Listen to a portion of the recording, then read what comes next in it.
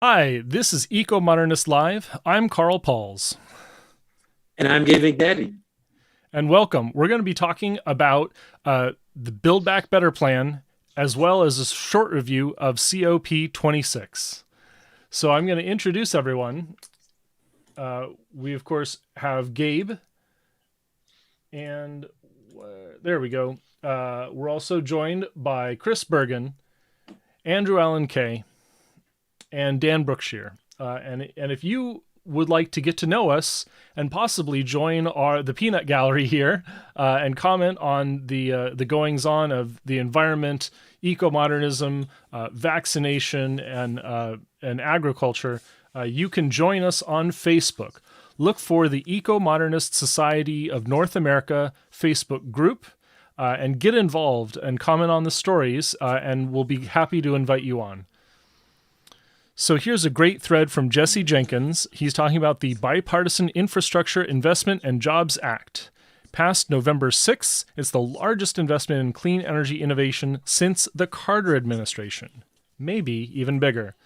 So he's got this great thread, but the real meat and potatoes is in this spreadsheet that he made. And oh my goodness, it's way detailed. So let's see if we can zoom in a little bit and search for nuclear, because I'm 90% sure, in fact, I'm 100% sure, because I looked it up. We have quite a few things in here about nuclear. The first one, of course, is fuels and technology infrastructure investment. So this is additional clean hydrogen. Then we've got more clean hydrogen here. And then here we get to the good stuff, is nuclear energy infrastructure. Planning for small and micro modular nuclear reactors. So that there's no dollar signs yet, but we're about to get to that, the exciting part. Here we go. Authorizes Division J Title III appropriations program of $6 billion for a new program of subsidies, credits, to commercial nuclear reactors that are not economic in today's markets.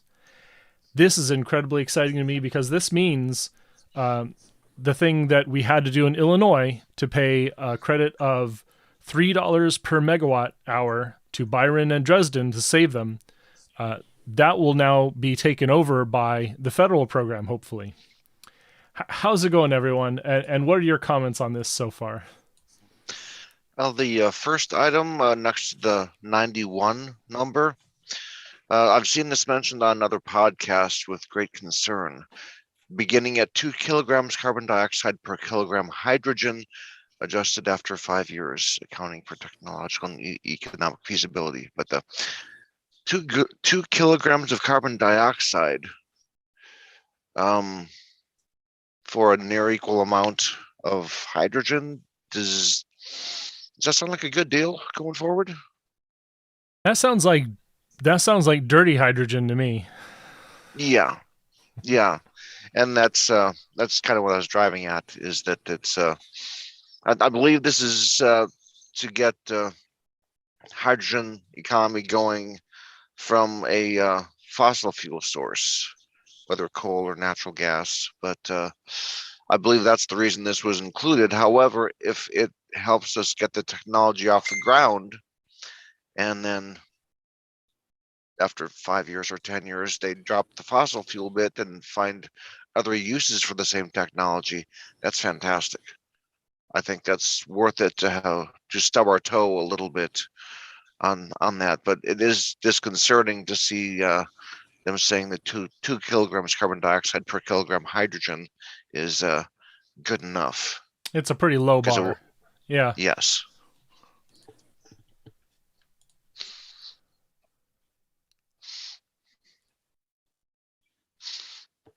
So anyone else?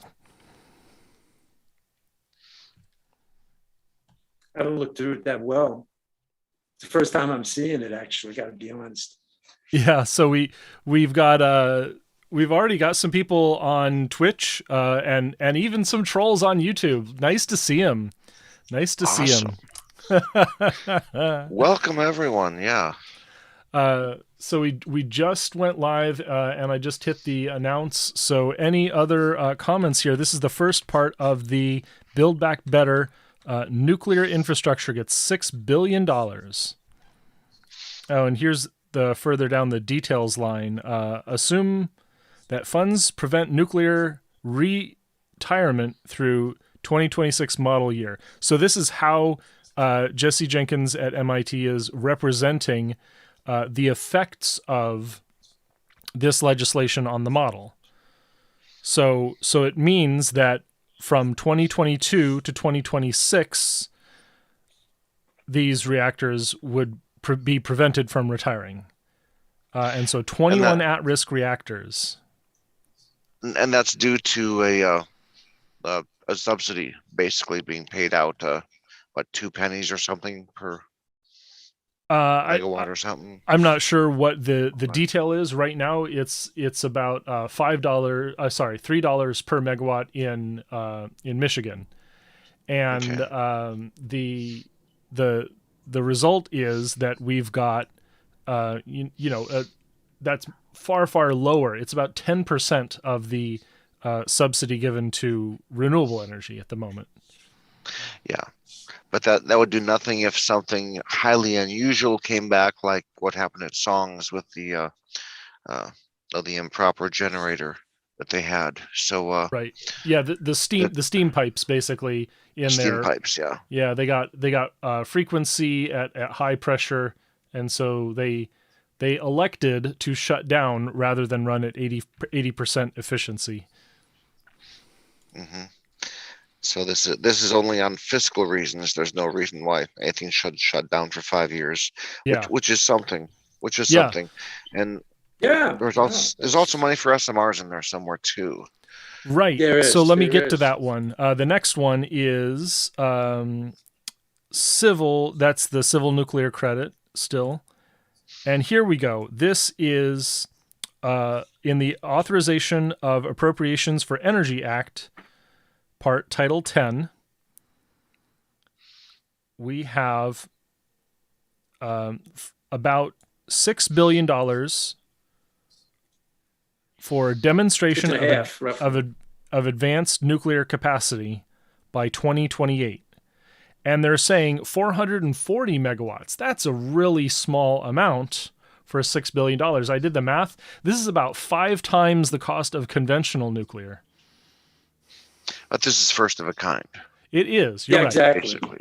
Yeah. So this is a high assay uranium for the Bill Gates plant, or this is the tiny fuel pellets that they've got for the XE100.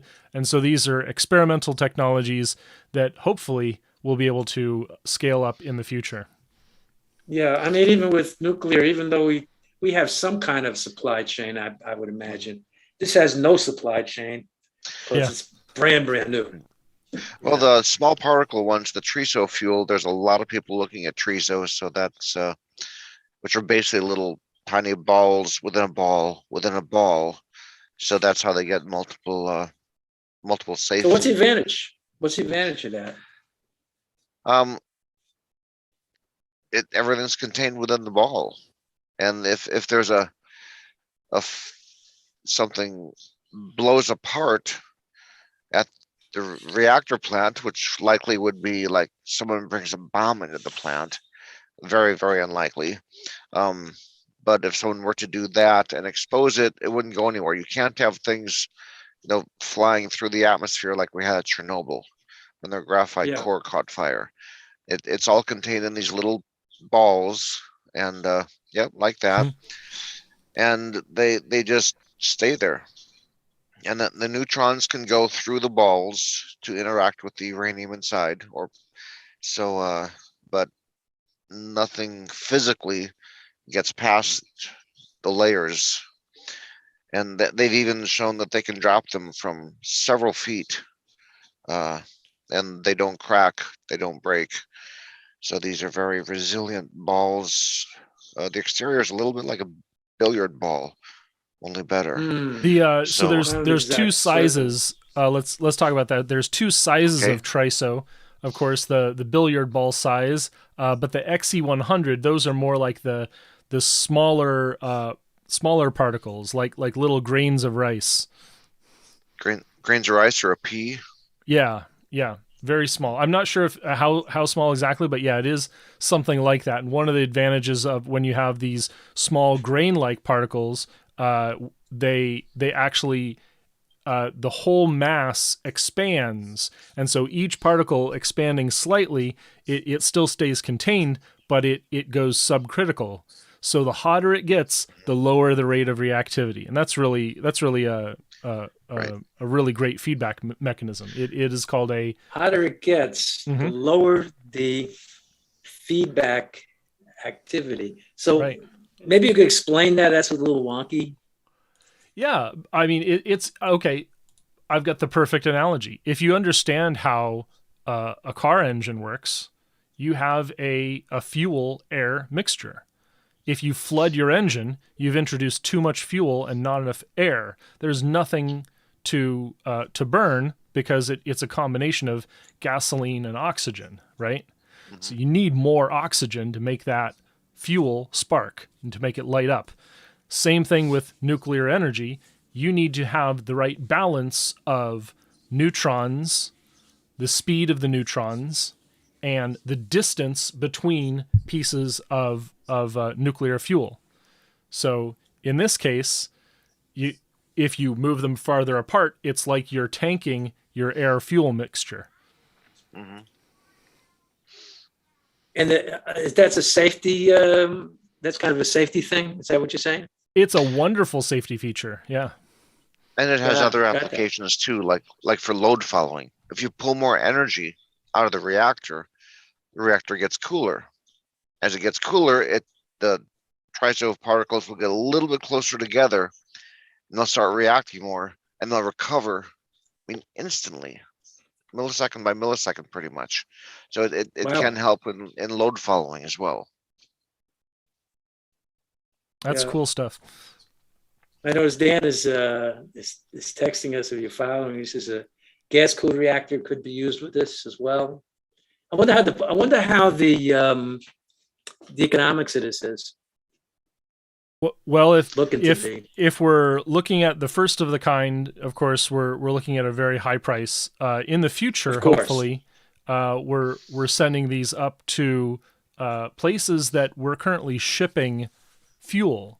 We get in these big trucks and we're taking diesel and bunker fuel out to the outer reaches of Canada, where communities are cold, for lack of a better motivation. So these are small modular reactors.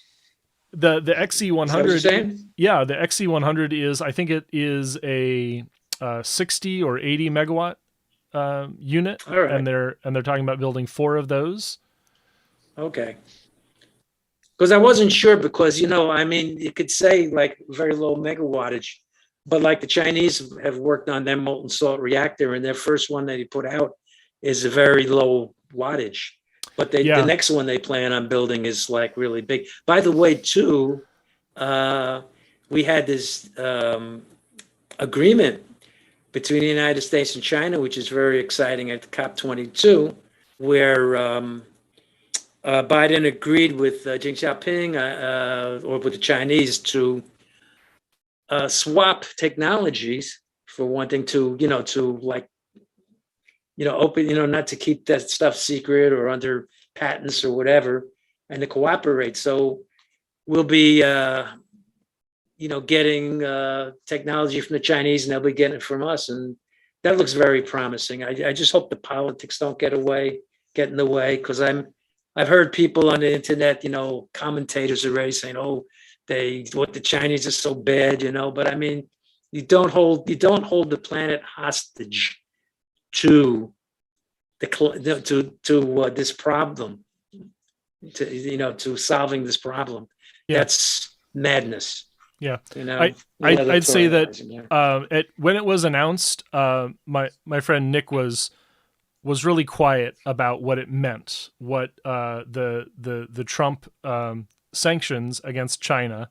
He is flexing our American muscle and trying to make this geopolitical statement, but this had profound harm to the development of advanced nuclear technologies. And Nick was really quiet at first. I understand he's trying to respect his employer, but I saw right away, hey, this is bad news for advanced nuclear in China. And in fact, the TerraPower agreement fell apart, and now they're back in the advanced reactor demonstration program, and China's doing their own reactor. So, while we will have a 380 megawatt reactor in Wyoming made by TerraPower, China's got their own 100 megawatt molten salt reactor.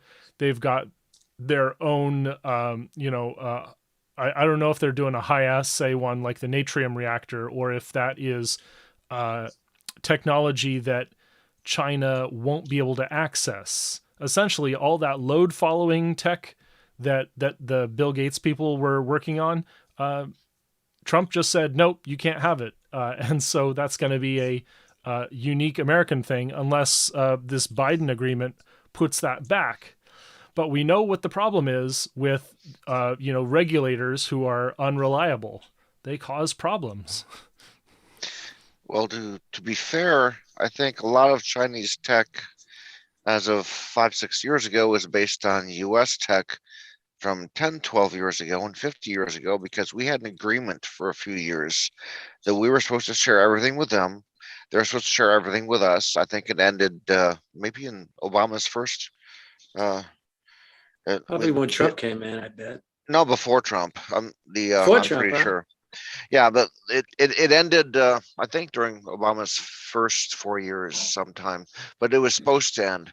But yeah, we were supposed to give them everything, all of our university studies about nuclear, not weapons, but civilian nuclear energy. And so we gave them everything, and they gave us next to nothing back because we were ahead of them. And so they've got, with the exception of maybe our last 6 to 10 years of work that we've done here in the US, they've already got everything. And matter of fact, when James Hansen and Michael Schellenberger went to China a few years back, one of the graduate students there made a comment that you guys stopped sending us things, and it was mostly because they already had everything. One of the graduate students said, well, it's hard for us to learn more because you stopped sharing with us. It's like, no, we stopped sharing because you already had everything. And then the agreement ended a little while after that. And so the last few years, we started to diverge, and now it's going to come back together again. Good for the climate. Interesting and possibly problematic politically. Yeah, but that's just a lot of fluff, a lot of political stuff. I mean, the thing is that now that the Chinese are building MSR, molten salt reactors, they might be giving us, new kinds of stuff, knowledge, instead of the other way around, which is good. With the Build Back Better, what I wonder is, aside from the nuclear, I'm wondering if this if this Build Back Better is like more politically driven or more knowledge driven, I guess. Like, for example, I mean, they are going to build, I'm sure they're going to build a lot of renewable. They spoke about building, was it off the coast, the eastern coast of the United States are going to build like a wind turbine whole thing across the coast. I don't know if that's going to actually happen. That might have got cut out. But what I'm wondering is have they taken a look in this bill and seen the problem of too much renewables and the problem of interfacing renewables with fossil fuels? I mean,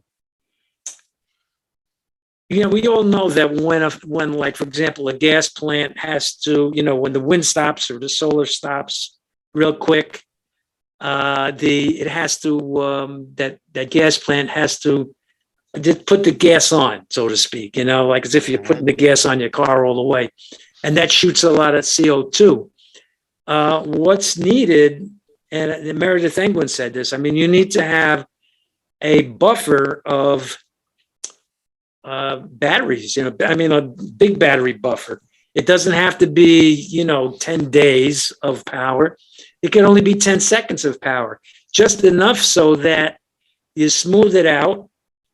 So you're like when wind just has gusts, it's not going to cause spikes. And that also, when it stops, that the batteries will allow just that 10-second time so that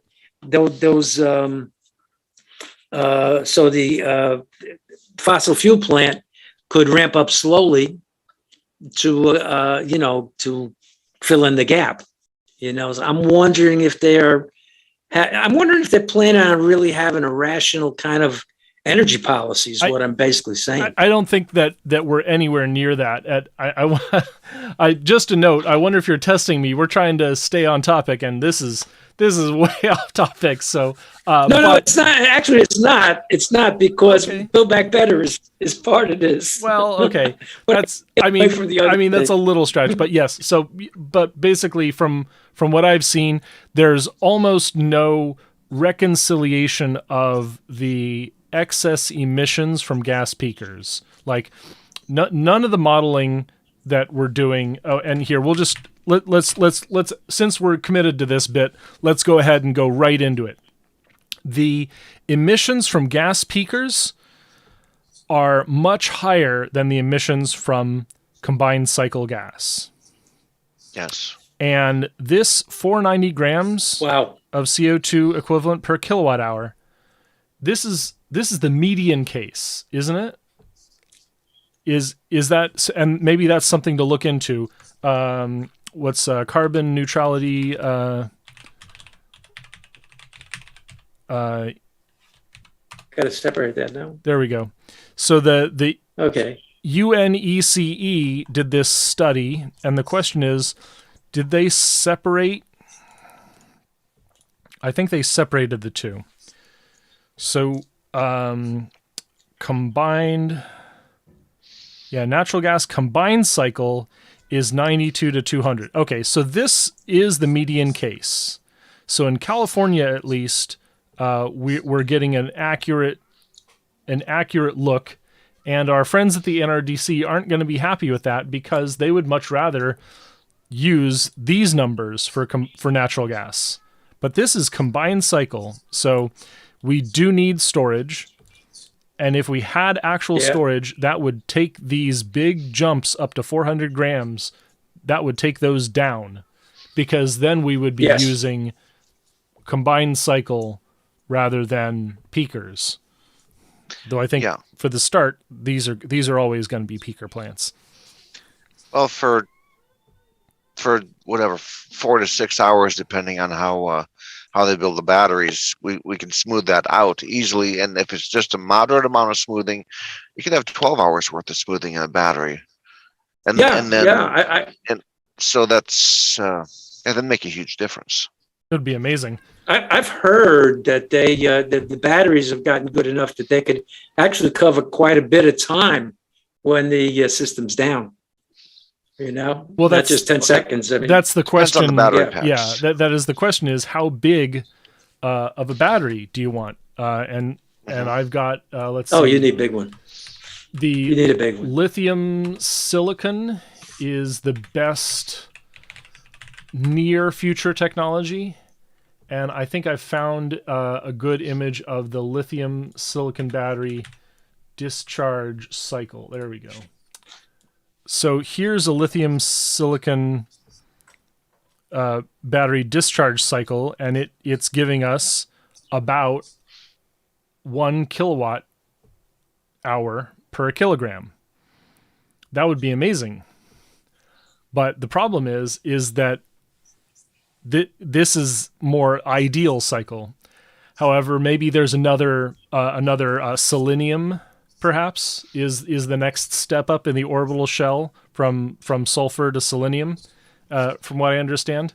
And so this. But are these things real you're talking about, or is this on the drawing board, or what? Selenium is pretty much on the drawing board. Sulfur maybe in the next 10 years.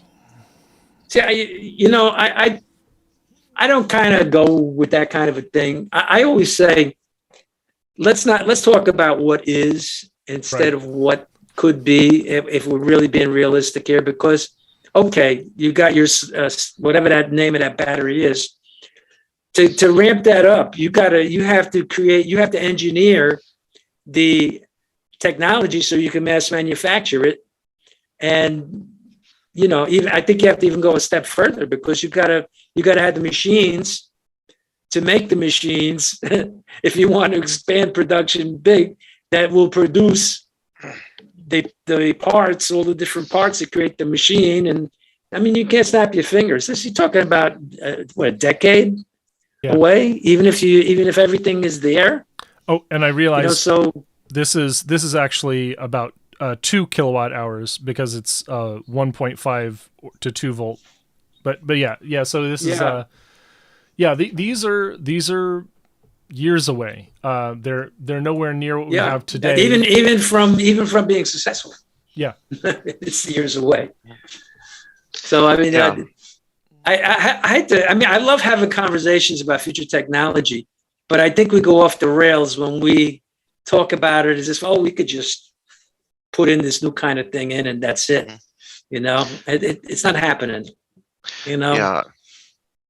I think 2 things I want to mention briefly before we might move on to the next subject. We're on this. It'll be the same subject, I guess. Well, Dan's mentioned a couple other things about the triso pebble fuels. They can be used in a gas reactor. They operate at higher temperatures in those gas reactors, so we could do more industrial options for melting metals or chemical processing. And when we're done with those pebbles,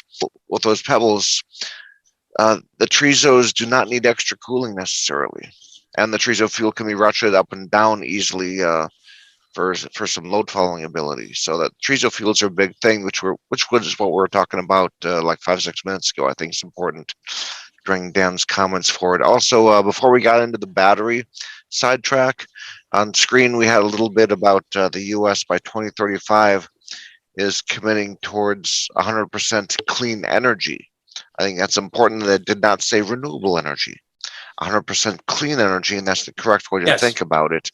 And I'd like all of our listeners to jump on that bandwagon, please. Yes. Clean energy. If something's better than nuclear, please, let's learn about it, learn the details, move forward. But at the moment, nuclear is one of the best options we have for like 50 or 60 or 70% of our total energy needs, which includes industrial uses and expanding our electricity market for cars or trains or whatever else we might electrify. So this is why we're talking about these things. So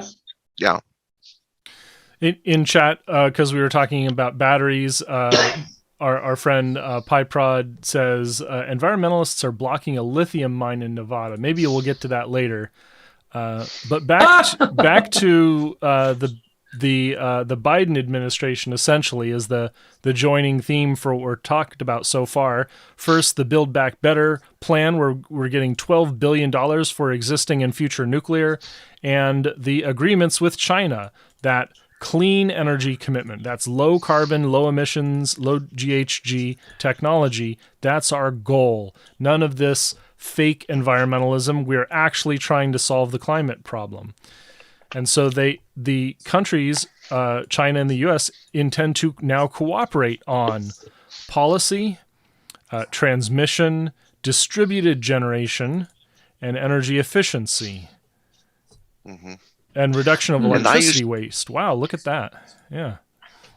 I used to dump on energy efficiency, but really it's I've always done energy efficiency to a small extent. I walk through a house, turning lights on and off as I enter the room. I don't just walk in, leave the lights on, move on to the next room, turn the lights Yeah, on, me leave too. them on. So energy efficiency is important. If you have heating, steam pipes are one of the best ways to heat a home, is what a furnace guy told me many years ago, even though it was old technology then. Yeah, those heat more slowly, but they heat a little bit more. I don't know, thoroughly is the right word, but they just heat more slowly, but they're more overall efficient. And so I like slow and efficient and energy. If you just and then higher latitudes where it gets cold quite often, or higher elevations, you can just insulate your home better. Have windows facing the south to take advantage of that, and just use less energy in that manner. That's great. Now, when you need energy, what do you do? Do you use natural gas? Do you use electricity? Do you use some geothermal with electricity to heat your home? And that's, each one has pluses and minuses, but natural gas can heat your home pretty quickly. Mm-hmm. If you're if you just want to have that instant gratification, if you want the heat to build up in your home, then yeah, the steam pipes are great, and or the heat Dan pump. Brookshire says use what's best for your area. Yeah, and if you can have a heat pump, maybe a heat pump combined with ground temperature. If maybe you've got this nice stable soil formation around your home, you can run some additional piping through there and make your heat pump more efficient. Hopefully, then you'll have a CO2, a greenhouse gas free alternative to get. And man, I didn't realize this until this year.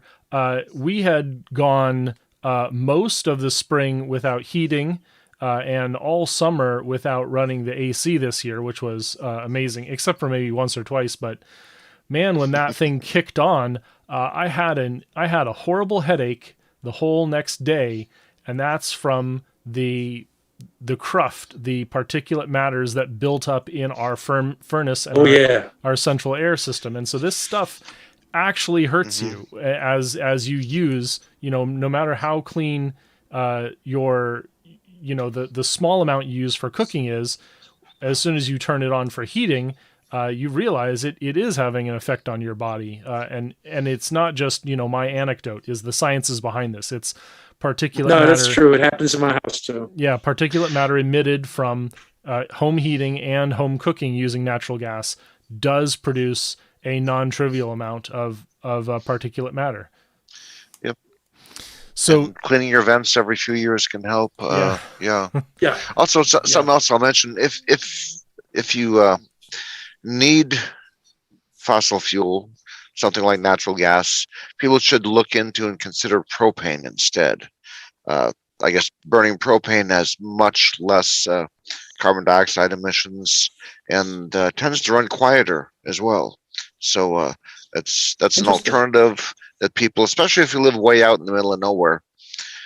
I never knew that. I always thought propane was just a way of saying the little cans for the barbecue is the propane gas. I didn't know it was actually different. Yeah, there's the Power Hungry podcast about several months ago had president of National Propane Association on, and he was saying, he converted his lawnmower to propane and his car to propane, and he gets along just fine because he can just get another propane tank. If you got it for your whole house, you can have a large one installed, the size of a small car, and have them just come out once or twice a year and fill it. And propane doesn't go bad. Gasoline and diesel for electric generation, those people who feel they need a second backup, those go bad after a year or two. Oh, nice, wow. Nice. Yeah, but chat's teasing us about our Hank Hill moment. But propane is, and these other hydrocarbons like wood alcohol or methanol, they are better formulations in some cases. They're cleaner burning. Stable formulations. You Yeah. can leave them for a decade, two decades, and it doesn't harm the fuel. It can just sit there and wait until you need it. Yeah. Whereas, like my motorcycle, I'm supposed to put a little bit of stabilizer in my gasoline every winter. And that's in my motorcycle tank. Otherwise, it starts to break down come springtime. So those are just little things for people to keep in mind. Wow, okay. Nice. So getting back to this is the U.S.-China agreement. All sorts of language about how exactly we're going to work together and commit. I don't know, there's nothing directly in the text about nuclear, but maybe technology sharing. This is one of these. There's carbon capture and direct air capture. I don't see anything that mentions directly, rolling back those tariffs or restrictions on sharing of nuclear technology, and that would certainly be promising, I think, because China is really. Yeah, I believe they will. That would be amazing, because China is doing the great thing. They will. They're building they're planning to build 150 reactors by 2035, and that'll just be totally amazing. And all these promises, we've had a lot of negative attention on COP26, saying it was a flop, saying it was worthless in terms of policy and focus. But Robinson Meyer here has a article where he's talking about he or she. Sorry, I need to look up pronouns, but they are talking about the effects that having a focus on policy is going to give us. That we're going to be looking at things like meeting our commitments and coming really into a much better framework thanks to this. And we have made progress over the last few years. Sorry, I'm realizing I've got a adjustment to do so that we can see this. Yeah. By the way, anybody who wants to chime in here, feel free.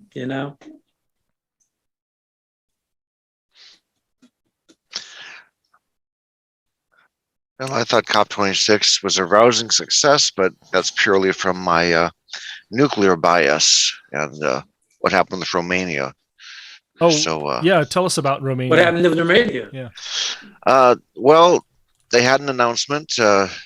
John Kerry, the climate envoy, was part of this announcement, I guess, on Sunday. They came forward like Monday, Tuesday with further announcements that Romania is going to get a NuScale reactor. Great. I believe it's 4 reactors, and on top of that,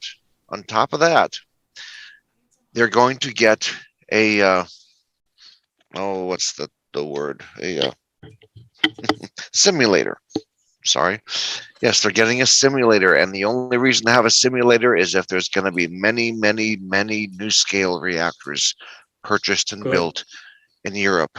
So I think NuScale feels confident that they can sell more. I believe Romania is eventually going to have 4 NuScale reactors. They already have CANDU reactors. Romania is already a nuclear nation. But they're going with the NuScale reactor. And so that's, to me, that was a big highlight. That's a huge step forward, the announcement of a simulator being built. That means they're going to be training people not only from Romania, but from surrounding European countries as well on how to operate a NuScale reactor. And that's, to me, that just sounds like it's ready to explode. To use a bad word. It sounds like maybe we're turning a corner in Europe on nuclear. Yes. The nuclear bugaboo. Yeah, if I can just chime in, I was actually up there last Friday, up in Glasgow. Wonderful. And speaking to a lot of people. I didn't actually get into the event itself, but I was at a side event on like the other evening, and people in the nuclear community are really quite happy about things that seem to be coming down and the reactions they're getting and things. So on the nuclear side, it seems to be quite positive. So as for the talks itself, the way it's getting reported in the UK, it was a bit of a failure, but I don't know. We should wait and see. Mm-hmm. Yeah, I think those headlines were pre-written, but on the nuclear side, I think it's huge news. And I did watch a few of the other events on YouTube and Facebook Live at the COP, and I think a lot of young people are getting more involved and getting their feet wet. And as they gain experience, they will learn to ask the harder questions and dig below the surface. So that's also encouraging in that respect to me. Yeah, and just looking at the change of commitments over time, going from a commitment in 2015 to 2.7 degrees to a commitment this year to 2.4 degrees. These are, it's not our policies as enacted yet, but it is a global commitment that shaves off another third of a degree from our projected outcome. And I consider that a success. A scary number. Yeah, 2.7 is a scary number. It's hugely scary. It is almost twice as much of a temperature deviation in Celsius as we had hoped to be able to achieve. It's not good. No.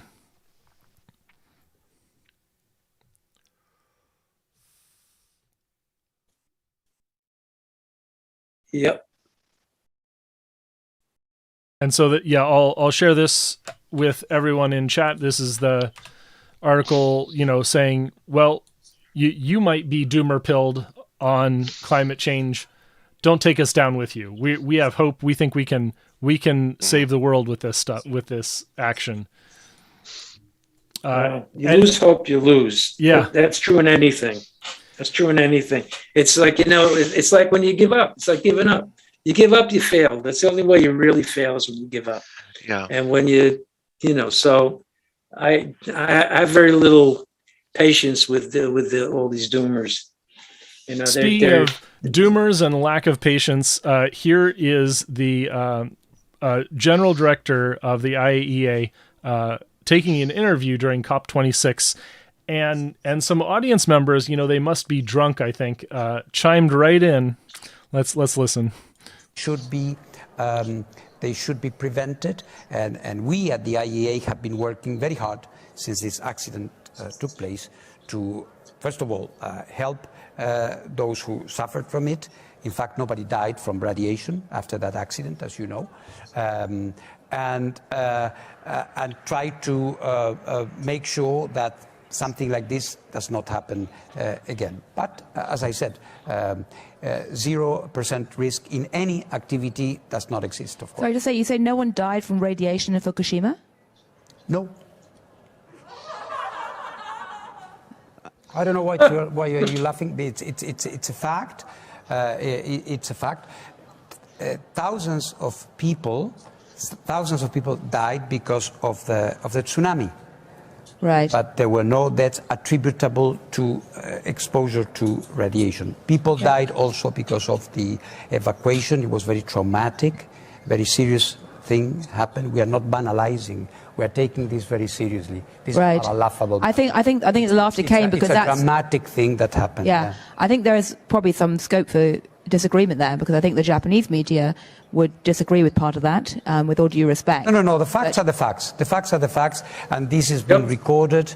There's also the records from the United Nations Scientific Committee on the Effects of Atomic Radiation that has confirmed this. It's not the IAEA. So, but again, it's not about saying nothing happened. It was a very serious accident with very serious consequences, and no one should deny that. We are not in the business of denying these things. What we need to do is to look at these things objectively and with the science and with the facts, and make the most and the best out of it. Right. Well, sadly, very sadly, we are almost out of time. And in many ways, that actually is quite a good point to end on, because it shows that, yes, there's a lot more attention being paid to nuclear right now. Yes, there's a growing recognition that it may very well be part of the energy solution to commit the emissions. I will just say that living in New York, I'm keenly aware that precisely because the New York State is shutting down its nuclear power, reliance on fossil fuels, at least in the short to medium term, is rising quite sharply, and with it emissions. It's one of the terrible, terrible ironies of what's happening within the green debate right now. And yet, the fact we did have this reaction to the comments about Fukushima indicates yet again that there is this profound controversy around the safety issues. As I said earlier, I think it's actually not a beauty contest around the energy sources right now. It's actually an ugly contest, because all of the energy sources at the moment come with issues. There is no such thing as an entirely free lunch, because even with renewables, we have this problem at the moment of intermittency. And until we have some magic wizard, be that in Silicon Valley. There we go. So that was the Director General speaking with this lady from New York, and apparently she's coming around on her position, her early position against nuclear. Oh, I don't want that. Sorry. What's that? It's the autoplay started. Okay. There we go. So there's the video I'll share with everyone. Mm-hmm.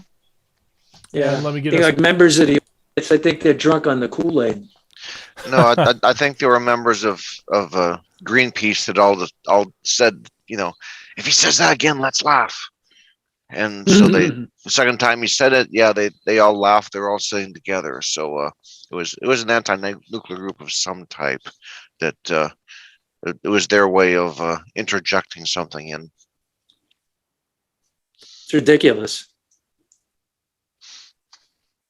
So here's my response is I'm going over it in detail. The director said no one died from radiation, and that is true. The facts are the facts. And so here we're talking about the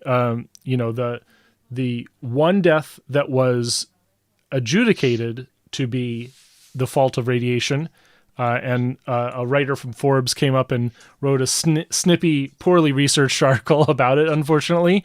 And so we need to respond. The essence is that if you stub your toe, that act means that whatever stubbed your toe leads to your foot being amputated. That's what's at fault, right? So, you get one particle of radiation and that caused your lung cancer? No, that's not realistic. Basically, here's an overview. Anything below 500 millisieverts on this chart, that's right here on the 0.5, that data is incredibly noisy.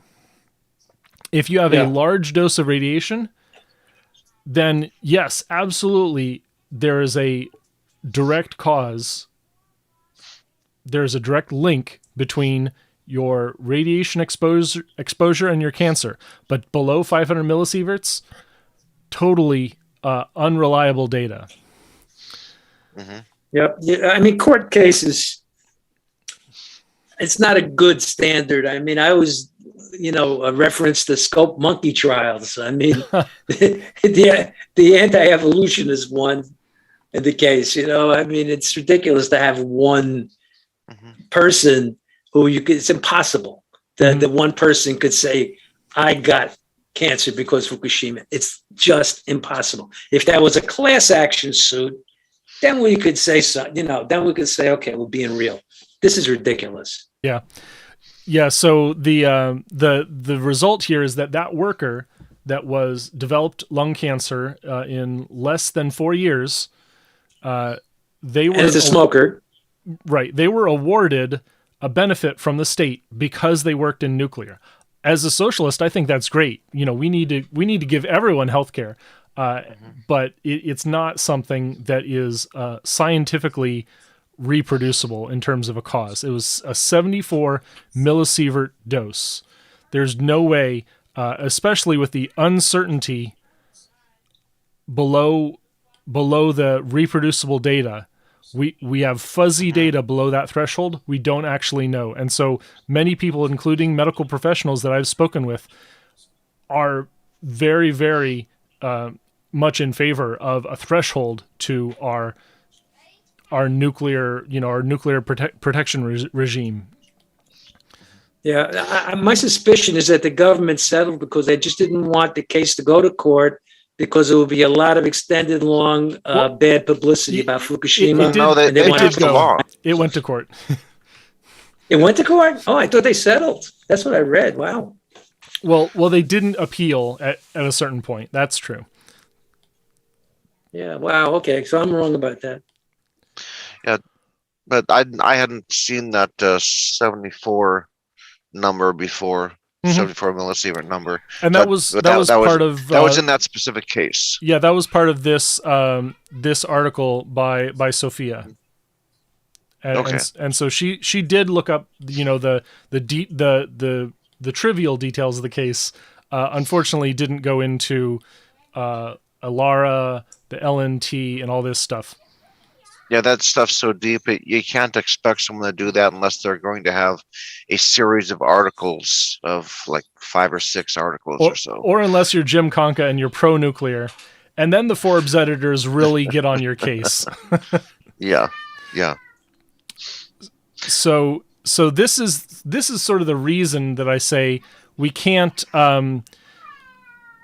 say that.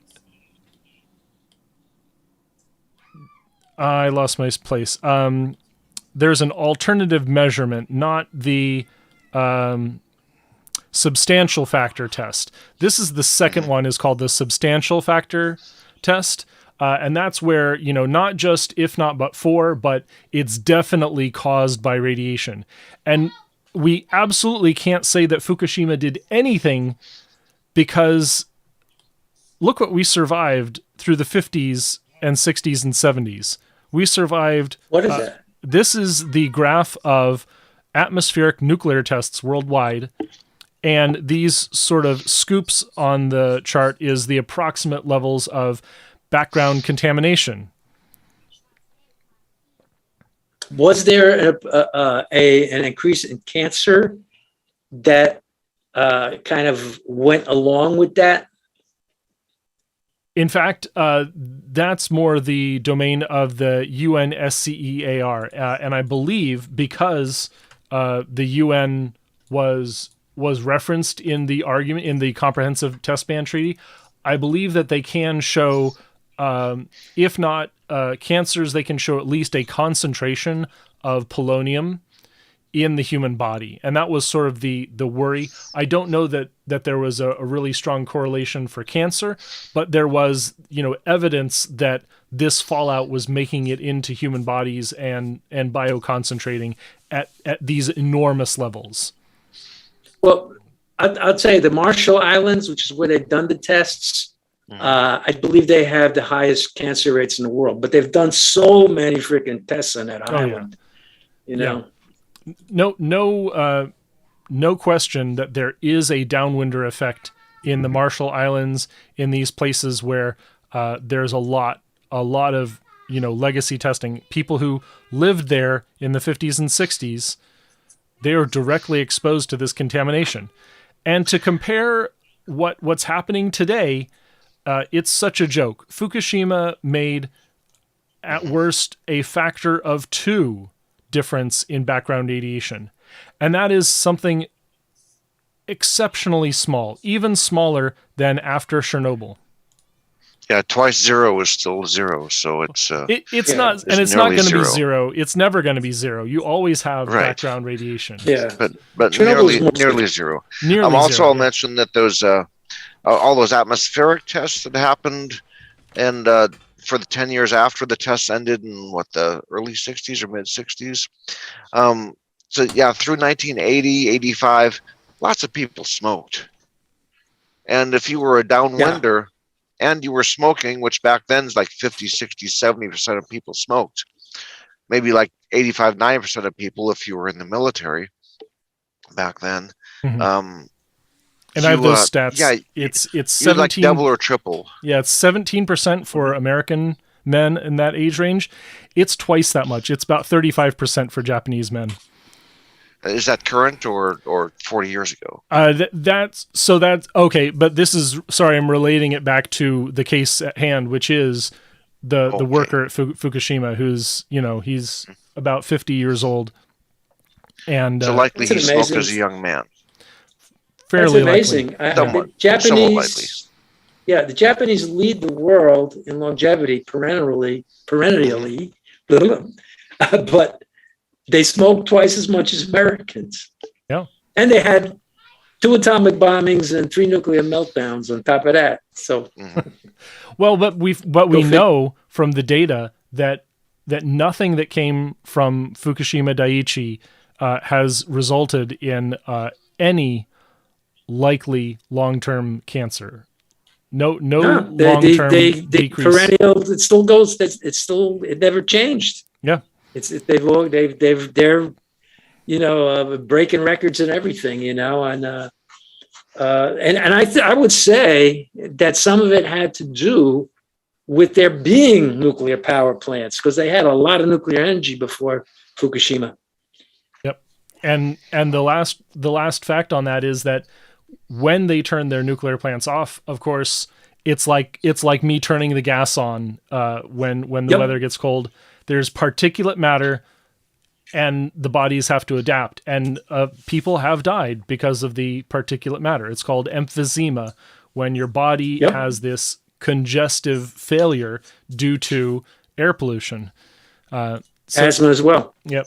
And the last little pin in the board that I gave on this thread was we've had a mini guanya here in Seattle. And so while we're worried about pollution across the globe, there are much more immediate risks that none of these anti-nuclear crazies ever pay attention to. No one's ever talking about what's happening in their backyard that is a contamination hazard. So I'll leave that on the board, because I'm sure we're going to get, or is it the next one? Yeah. This is also from Chris Bergen, is alternatives to radioactive materials. And that is when we want to do things like irradiate blood samples or do any kind of medical research, we have choices in front of us of what technologies to use. And so the GAO issued this report that we should be, I can't get rid of this podcast on the sidebar. Here we go. Don't worry about it. That we need to find a way of replacing these sources with an alternative, like a power-based alternative rather than something based in the materials. And so this is, I forget what you call it. I'm not quite getting this. Well, we've got like a sample of cesium, and that cesium emits radiation. And we use the radiation from that cesium to irradiate blood, to sterilize it so that the pathogens are dead, but the red blood cells are still living and functioning. And that was the for purpose. Transfusions. Yeah. Mm-hmm. That was the purpose of this University of Washington Research and Training Building. Harborview is where it was. It's called Harborview. It's right down the street from me, less than a mile away. And they blew up this. They sliced the hell out of that irradiator, and they had this dose rate of something like 46 to 50 millirad per hour for the workers that were in the dock. And they had little white. And this was an accident, not purposeful. Yeah, well, decommissioning it was purposeful, but they accidentally cut it in the wrong way and just spilled little bits everywhere. They had to put white paint over where they thought contamination was. Yeah. And so this is the GAO plan to sort of move towards eliminating the use of these materials everywhere. And so it's a high risk radioactive material, but still, even though we call it high risk, no one got a dose assessment. No one on site got a dose assessment. No one that I know has been alerted or tested for radiation exposure. It's been 2 years, and there's very little public attention paid to accidents like these. Mm-hmm. Yeah, well, I believe that Dr. Wade Allison, I could quote Dr. Wade Allison. Andrew, I think maybe I might be off, but I believe, because maybe you've heard it too from him, because you've been in touch with him a lot, but I think it's 4 times, we've evolved in 4 times, the environment that is 4 times more radioactive roughly than it is today. I think Dr. Allison was saying. You see, yeah, something like that, yeah. Yeah, I don't know if 4 is the exact number, but I think it is actually, if memory serves it correctly. It's quite, I mean, radiation is natural, I mean, Earth, I always say the Earth is a big atomic furnace. Fact, Yeah. And it's about the dose, it's about exposure and risk. And things like these are probably the worst practical risk we will face. Certainly not nuclear energy, not nuclear waste, nothing like that. And when it comes to that waste, it has a half-life. It will go away someday. And all the Rube Goldberg machines that they come up with to warn off future generations is just nonsensical. So I came up with this other link to cover. Nathaniel Reed has a great thread about German handling of mercury. Imagine this. Imagine saying, "Oh, that horrible Assay 2 mine, that graveyard for nuclear waste, that's going to ruin our country because it leaks a tiny bit of water, because the drums are not perfect, because the containment's not perfect, and it'll last for thousands of years. Oh my goodness!" But the Germans have a program. Mercury never goes away. Yeah, mercury never goes away. And so they have these mercury or arsenic drums, and here it is. This is the plan. It's good they're doing it. It's a salt layer in between clay layers. This is exactly the plan for the Assay mine. And so if it's good enough for mercury, why isn't it good enough for nuclear waste? Because the problem could never be solved. Don't you know that, Carl? What do you mean? It's unsolvable, but there's a solution, right? It's for mercury. It's a good solution. What's don't matter. different? Don't matter. It sounds, you repeat something long enough, people believe it. That's the thing. You got to keep the problem going to keep the money, the donations flowing, right? Yeah. It's just mantras, man. Mantras. Yeah. So here's that thread for everyone on our streams, and thank you all. We've had between 8 and 12 people viewing this whole time. So thanks for checking us out. Getting off of the horrible. Okay, go ahead. Yeah, go ahead. Oh, all right. No. You go ahead, because I noticed you getting back onto where we originally started, which I'm not going to interrupt you then. Okay. I wanted to transition to a happier subject. We are now fighting to save the last 6 German nuclear plants. This is going to keep 1 billion tons of CO2 in the ground. That's what's at stake, is 1 billion tons of CO2.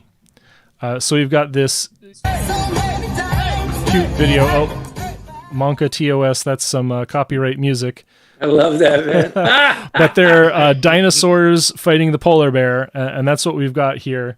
A bunch of people supporting, today, in fact, saving the last 6 German nuclear plants.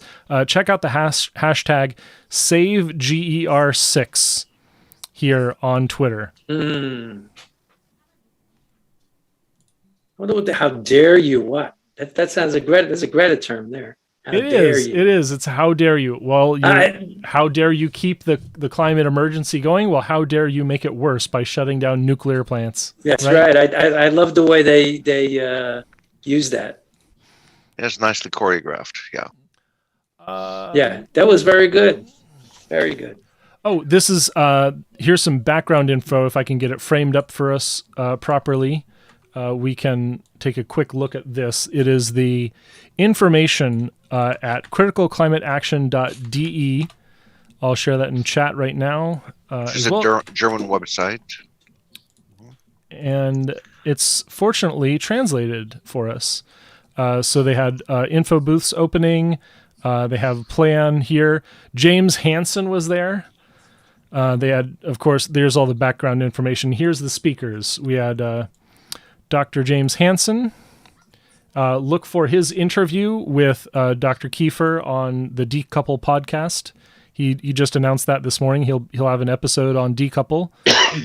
Excellent. We had some short messages from around the world, so I can't wait to see the video and the coverage of this. Slovakia, Poland, France, Ireland, Netherlands, Finland, Poland, all over Europe. We've got nuclear supporters. I've heard of Princess Mthombeni. I've heard of her mostly because she's part of Africa for Nuclear. She's also part of their young generation in nuclear. I believe she's one of the officers for that down there. So be interesting if I can hear part of her interview or testimony, whichever she's giving there. So Amadeus Arma, I've seen him around the web before. Yeah, he's Might be a Facebook friend, in fact. Very cool. Polish Youth Climate Council. That's amazing. That's really cool that photo for climate and the Youth Climate Council is supporting. Yeah, very pretty young lady. Collins Wafla from Kenya. Website, Nuclear Energy is the Better. That's cool. I got to follow him on Twitter. It is.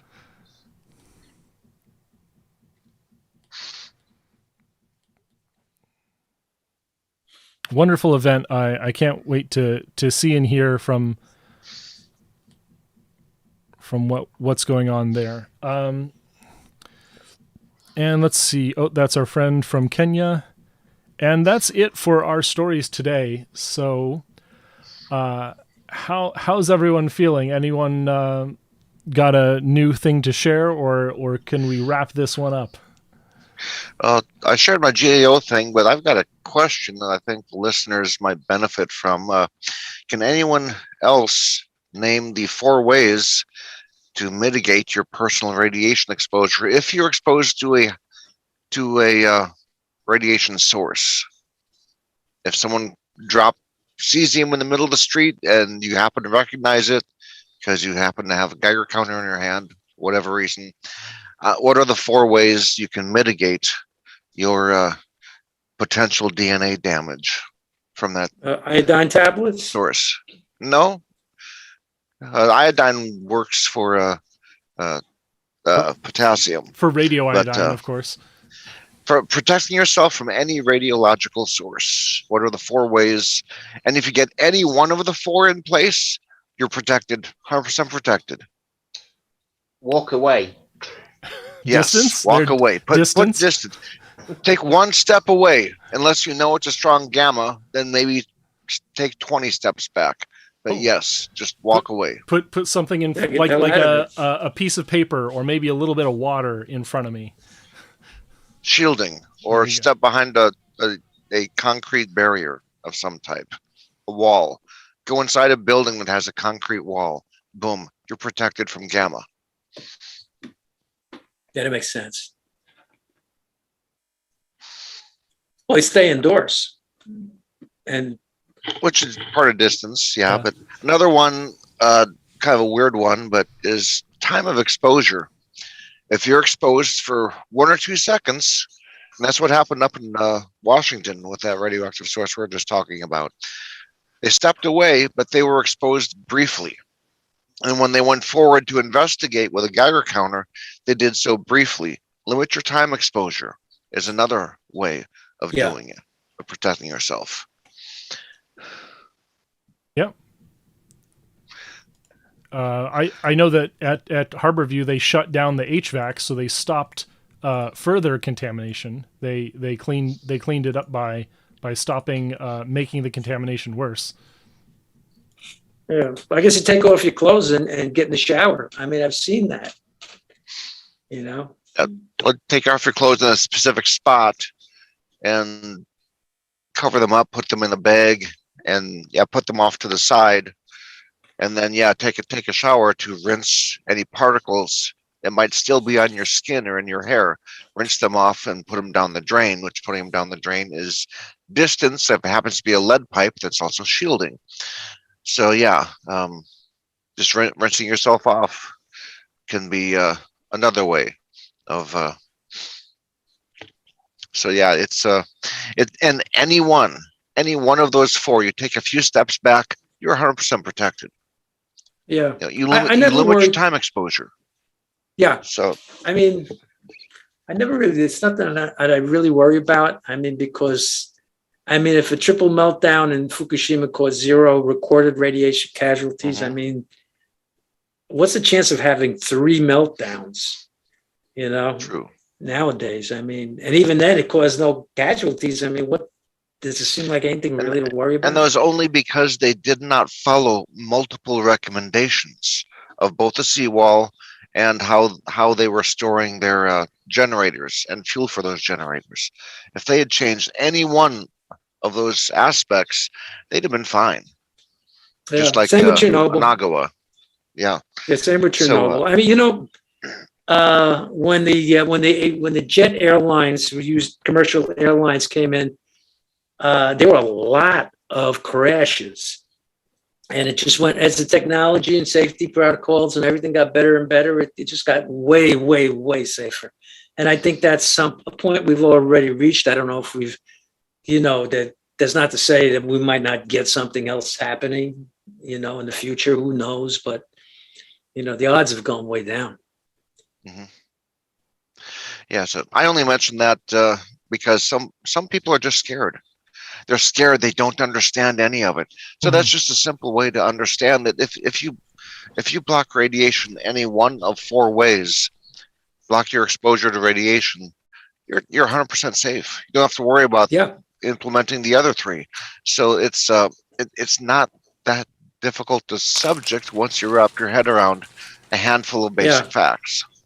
Yeah, I'd say if I was working a nuclear worker, maybe working in like what those guys were doing, or handling nuclear waste, perhaps. I mean, there's a danger that you might have to go through those procedures. But for civilian, I mean, unless it's a nuclear war, I mean, I don't see really that you need to even go that far. Yeah, and the outfits those people, the cleanup workers for radiation wear, they protect them from alpha, but do not protect them from beta, and certainly not from gamma. Those suits are only to keep them from getting something in their eyes and their ears, something they breathe in. It protects them from getting something on their skin that stays on their skin. And then they take the suits off and walk away. But while they are working, they're basically not protected from radiation while they are working inside those suits. But they step away, they take the suits off in a very specific manner, which minimizes shaking dust off of them, so that they'd once again be in potential danger. Then they just walk away from the suits and throw the suits away. And those suits probably go down to WIP, where they're stored in a canister, which will be crushed by salt once they fill it up. So it's So I turned my camera off on the Zoom meeting to show the stream with that Zoom camera, a uranium glass. And so I've got this little piece of uranium glass you'll see on the recording, where if I put a UV light right into it, it starts to glow with its own luminescence. And so if I face it, even facing the light directly away, you can still see the inner luminescence of that bead. Very low level. This is beautiful. Yeah. Really, really neat thing to have. Little bit of uranium, or I think it's uranium glass. Very low level. In fact, it's so low level, I can't get it to tick on my Geiger counter at all. It is indistinguishable from background, but you shine that UV light through it, and it shows right up. Yep. So is anything else? Did Alan have something to say? Yeah, well, no, whatever. not particularly. No. Great. Well, thank you all for stopping by.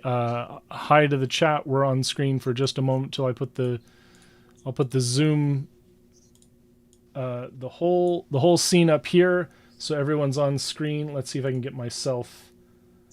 Yeah, one thing just to mention, if anyone who is on this wants to get a Zoom link for next week to join us, just email us at Ecomodernist Society at esna.earth with a request. ESNA is E for Ecomodernist, S for Society, N for North, and then A for America. So we'd love to have you on with us if you feel like chiming in. I'll just mention my little necklace, which I've worn more often than not for over a decade now. That's also has a little bit of uranium in the glass beads. So very cool. I take uranium everywhere I go. Very nice. And I do expect to die sometime this century, but not from that. Awesome. So thanks everyone. I'm going to roll the commercial this time. And so you can hear all about the Ecomodernist Society of North America. And we will see you next Sunday, hopefully a little bit closer to on time. We keep trying to shift to 11 o'clock.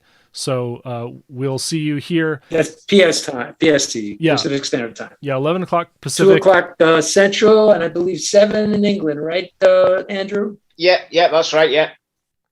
Yep. Great. Thanks you all for hanging out, and we'll see you next time. I want to speak to you about a new organization called the Ecomodernist Society of North America. I'm here because we are in the midst of a potentially monumental ecological crisis. It is only through a new environmentalism 2.0 that progress can be made. We believe that our only hope for human advancement and even human survival is through the exponential advance of science in the service of humanity. Ecomodernism is a new environmental paradigm which looks to reverse the fear of nuclear power and scientific progress in general. Ecology-based modernism is the most direct way to define it. Ecomodernism as a philosophy is described in the Ecomodernist Manifesto. We believe humanity should not be rejecting technological progress, but rather separate our impacts from nature through the responsible use of technology and urbanization. Urbanization is an unstoppable worldwide trend and the best solution to many environmental problems. It offers sustainable development for the human population and is a historic antidote to both deforestation and species extinction, as humans move away from using wildlife as their protein source. Vertical, urban, high-rise architecture minimizes the use of land, resources, and energy, enabling walkable cities that facilitates the more efficient use of mass public transit as well. It must be emphasized that our support for technological solutions is definitely not about defending industrial polluters, nor does our defense of technology imply that we just need to sit back and let things take care of themselves. To the contrary, we believe that humanity is at